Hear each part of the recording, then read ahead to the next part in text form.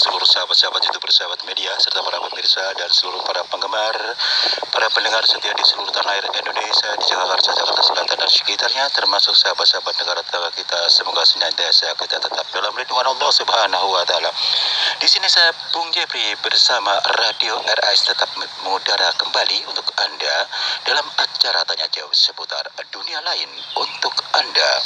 Kali ini akan saya bacakan dari salah satu atensi yang bernama Maulana yang ada di Jakarta Barat. Bapak Haji Maulana, mohon maaf, Pak Haji Maulana ya. Lebih uploadnya akan saya bacakan. Assalamualaikum warahmatullahi wabarakatuh. Bung Jepri, salam kenal, salam senggol, salam happy hari ini hari Minggu Bung Jepri. Alhasil alhamdulillah saya menyimak beberapa konten Anda, Masya Allah, Barakallah. Mudah-mudahan dengan adanya channel Ayah Sadam tetap jaya mengudara Bung Jepri. Ini benar-benar acara yang terbaik daripada yang baik Bung Jepri. Apa yang dikatakan banyak orang, karena melihat dari sisi sepak terjang Anda memang cukup baik karena peduli kepada sesama, terlebih baik mengenai keselamatan, keamanan, kesehatan seseorang ya, yang berhubungan dengan masalah gaib. Alhasil alhamdulillah, semoga dengan masuknya saya atensi dipermudah melalui messenger Facebook Abaitino lekas dimuat Bung Jepri ya. Kisahnya begini Bung Jepri.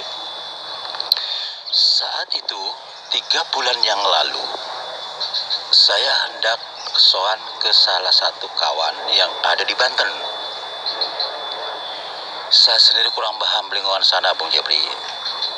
Kalau masalah lokasi saya paham, tapi kalau saya suruh menunjukkan jalan apa, kilometer berapa, terus terang saya hafal Bung Jepri, mohon maaf. Jadi begini Bung Jepri,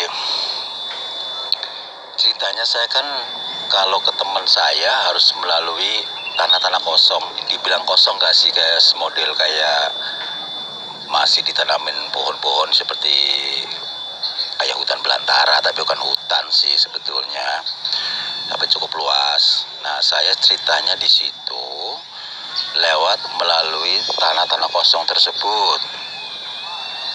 Dulu tuh berapa tahun yang lalu saya pernah lewat situ Bung Jepri.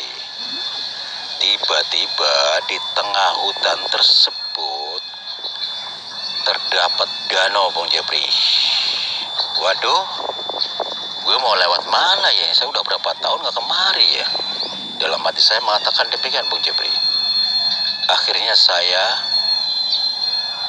duduk bersilah memohon kepada Allah, ya Allah, saya udah berapa tahun gak kemari, wajahnya sudah berbeda, lingkungan sini kok ada danau, sedangkan danau ini tepat sekali yang biasa saya lewati jalan setapak Bung Jepri, karena memang saya selalu lewat jalan pintas. Memang jalan yang ada cuman ini aja, kalau yang lain harus muter berapa kilo gitu Bung Jepri. Tiba-tiba ada suara Bung Jepri, hai hamba Allah, bila kau mampu melewati danau tersebut, kau sudah bisa menandingi ilmuku. Wah, di situ saya kaget Bung Jepri. Apa yang dimaksud ya? Saya sambil tengok kanan kiri Bung Jepri, tidak ada orang Bung Jepri, sepi. Nah saat itu jam menunjukkan jam 3 sore menjelang asar barangkali Bung Jepri. Asar kan 3:30. Setelah itu baru saya menjawab, Assalamualaikum warahmatullahi wabarakatuh. Siapapun dia, yang saya dengarkan adalah manusia. Tolong wujudkan diri Anda, siapa Anda yang sebenarnya. Saya katakan demikian Bung Jepri. Lagi-lagi suara itu datang. Jelas sekali saya dengarkan Bung Jepri, tapi belum mewujudkan diri. Tidak usah kau mengetahui adanya saya, kau akan tahu nanti akhirnya. Apakah kau mampu melalui danau ini? Kalau kau mampu, berarti kau sudah setara tingkatannya dengan saya. Dia katakan demikian Bung Jepri. Waduh, apa yang dimaksud? Saya tidak punya ilmu apa-apa. Yang ada cuma ilmu agama Bung Jepri. Lantas disitulah saya bersila kembali duduk. Saya membacakan surah Al-Fatihah sampai Al-Ikhlas. Masing-masing 9 kali Bung Jepri. Nah disitulah ada satu kontak. Hai manusia, apakah kau masih ragu? Silahkan kalau kau mampu mau berjalan di atas air. Dia katakan demikian. Saya katakan, bisakah kau wujudkan supaya lebih abdul kita bicara langsung? Saya katakan demikian. Tiba-tiba Pak Bung Jepri, yang nongol cuman perahu kecil Bung Jepri, yang biasa buat dayung, yang ada di tengah-tengah danau. Dia bergerak sendirinya Bung Jepri, tanpa ada orangnya. Dia mendekati saya. Kalau kau tidak mampu melewati danau ini, dipersilakan masuk lewat getek ini. Dia katakan getek, katanya Bung Jepri. Lantas saya bicara, apakah kau ikhlas menolong saya agar saya bisa melewati danau ini? Dia katakan, dipersilakan, saya ikhlas. Dia katakan demikian Bung Jepri. Setelah saya mencoba masuk di getek tersebut, tiba-tiba Bung Jepri, itu getek berjalan sendirinya tanpa ada yang mengendalikan. Tahu-taunya saya sudah sampai di mana adanya ketepian yang ada di seberang sana. Saya katakan lagi, terima kasih sebelumnya atas bantuannya hingga saya sampai bisa melewati danau ini. Kalau memang Anda keberatan untuk bertemu saat ini, saya juga tidak menuntut. Sebelumnya saya terima kasih banyak. Memang saya berharap rasa terima kasihnya saya ingin berhadapan langsung supaya lebih abdul. Saya katakan demikian Bung Jepri. Nanti kau akan tahu. Nah disitulah ceritanya saya habis ke rumah teman Bung Jepri. Saya waktu itu kan sholat maghrib bermalam di tempat teman. Setelah saya sholat maghrib, saya berdoa sejenak, bersikir sambil sholat isya, sambil nunggu sholat isya Bung Jepri. Saya minta petunjuk sama Allah tanpa disadari Bung Jepri. Pada saat saya sambil berdoa, saya memiliki pandangan yang berbeda Bung Jepri. Seolah-olah saya tembus pandang.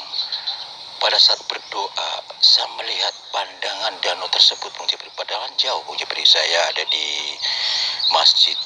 Oh bisa saya melihat danau jarak jauh secara mata batin itu Bung Jepri. Padahal seorang awam Bung Jepri. Akhirnya di situ saya cuma mengatakan, ya Allah, ya Robi, inilah kebesaran-Mu ya Allah. Saya diberi kelebihan oleh Anda, ya Allah, ya Robi. Engkau Maha Pengasih dan Penyayang, Maha segalanya bagi hamba-Mu ya Allah. Bila Kau sudah memberikan satu petunjuk, saya bisa mengetahui adanya danau tersebut secara mata batin. Apakah itu danau yang sebenarnya? Dulu belum ada, tiba-tiba ada. Apakah ini danau nyata atau danau gaib? Mohon beri petunjuk ya Allah. Disitulah pada saat memandang danau secara mata batin Bung Jepri, ada tulisan Arab yang artinya begini Bung Jepri. Inilah danau gaib yang dimiliki oleh penunggu lingkup tanah kosong. Dia katakan demikian Bung Jepri. Lantas saya kembali lagi, ya Allah, kalau memang betul adanya, siapakah orang tersebut sebenarnya yang menolong saya melalui perahu? Saya katakan demikian Bung Jepri. Lantas dia mengatakan, itu bukan siapa-siapa. Atas izin Allah, engkau telah diuji.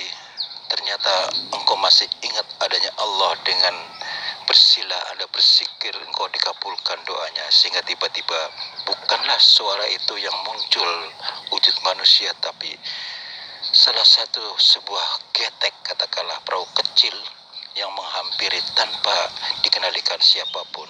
Dia bergerak sendiri hingga sampai menghantarkan saya pribadi, Bung Jepri.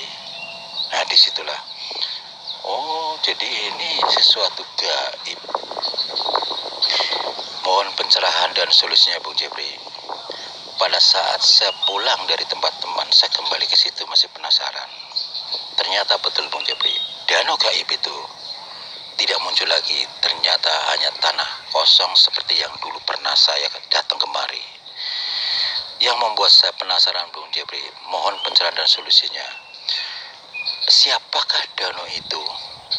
Maksud saya, siapakah suara itu? Dan kenapa danau itu tidak muncul lagi, tidak tampak lagi, Bung Jepri?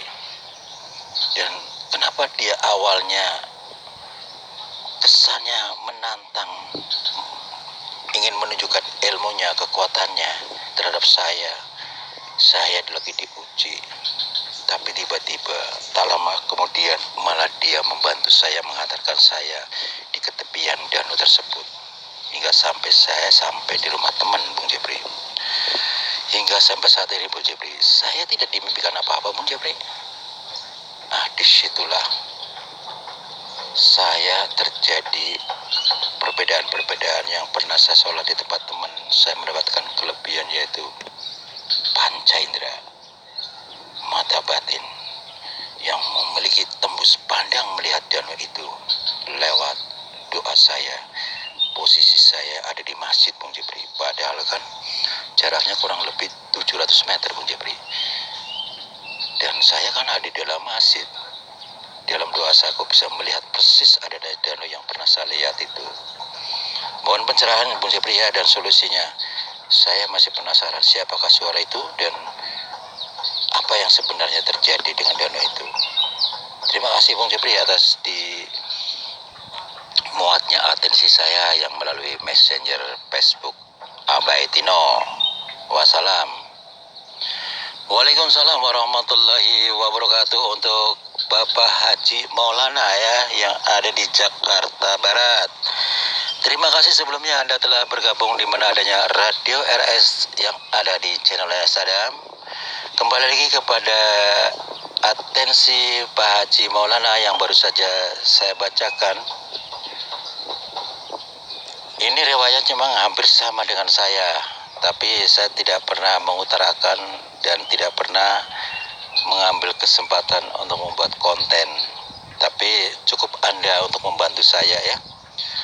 Bahwasanya yang Anda lihat dikatakan danau itu sebenarnya adalah ini orang dulu, ceritanya orang sakti, bapak-bapak sudah cukup umur ratusan tahun. Beliau sebetulnya sudah meninggal,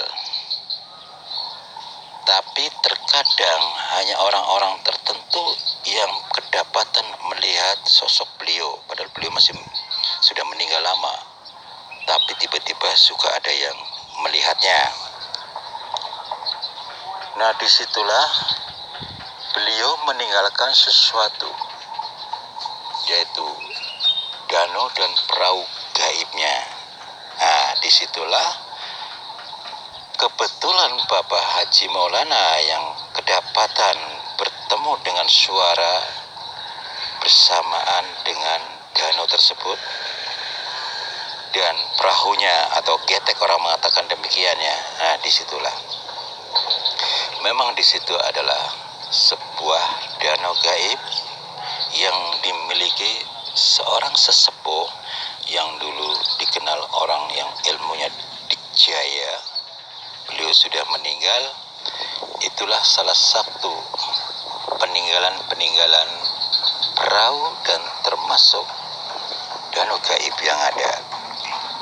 Kalau memang mau dilenyapkan bisa saja sih untuk selamanya, supaya tidak mengganggu adanya orang di lingkupnya.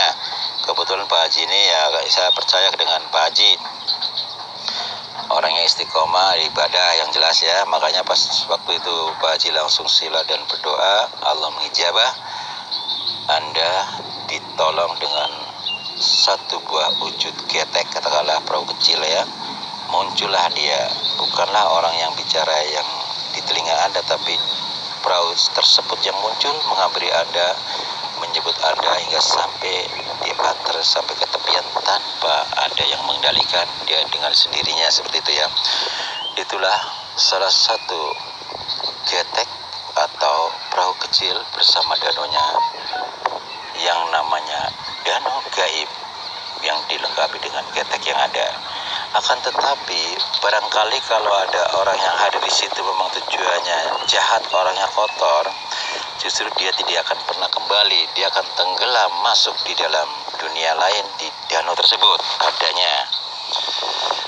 Perlu Pak Haji Maulana ketahui bahwasanya danau gaib tersebut, di dasar danau tersebut terdapat adalah perkampungan gaib yang pada saat zamannya itu si bapak tersebut memang dikenal ilmunya cukup lumayan dan beliau memiliki anak buah banyak,